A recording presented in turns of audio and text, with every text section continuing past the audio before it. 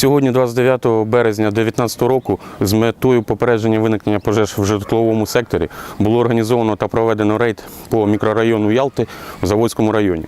В ході рейду з мешканцями мікрорайону проведені бесіди по дотриманню правил пожежної безпеки в побуті, а також вручені пам'ятки на протипожежну тематику.